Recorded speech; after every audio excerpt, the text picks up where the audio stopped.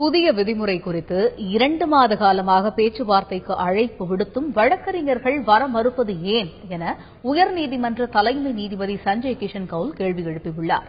இது தொடர்பாக செய்தியாளர் பிரசன்னா தொலைபேசி வாயிலாக நமக்கு தரும் நேரடி தகவல்களை நாம் கேட்கலாம்.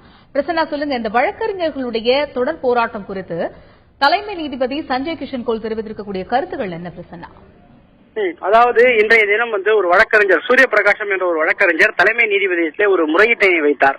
அதாவது இன்றைய தினம் இந்த போராட்டம் காரணமாக சென்னை உயர்நீதிமன்ற வளாகம் முழுவதுமே ஒரு பலத்த காவலும் போலீஸ் கெடுபிடியும் போடப்பட்டிருந்தது.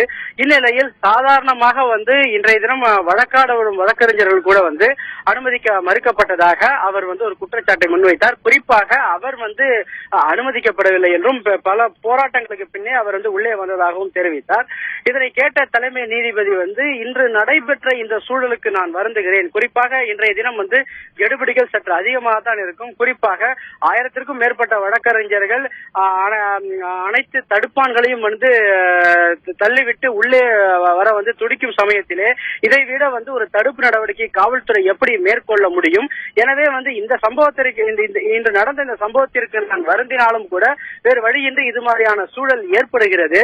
மேலும் கடந்த 2 மாத காலமாக இந்த விவகாரத்தில் அவர்களை நான் பேச்சுவார்த்தைக்கு அழைத்தேன். ஆனால் எந்த விதத்திலுமே இந்த பேச்சுவார்த்தைக்கு அவர்கள் ஏன் வர மறுக்கின்றனர் என்ற ஒரு கேள்வியை எழுப்பியுள்ளார். அதே மாதிரி இந்த விதிகளில் உங்களுக்கு உடன்பாடு இல்லை என்றால் நீங்கள் உச்சநீதிமன்றத்தில் சென்று மேல்முறையீடும் செய்யலாம். அதையும் அவர்கள் செய்யாமல் இதை போன்ற தெருவில் இறங்கி ஆர்ப்பாட்டத்தில் ஈடுபட்டிருந்தால் எப்படி என்றும் அவர் தெரிவித்துள்ளார்.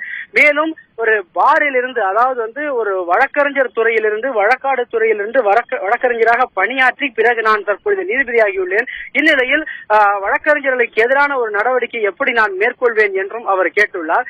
எனவே இன்றைய தினம் ஒரு அசாதாரண சூழ்நிலை நிலவும் வரை இந்த மாதிரியான அதிகப்படியான கட்டுப்பாடுகள் இருக்கும்.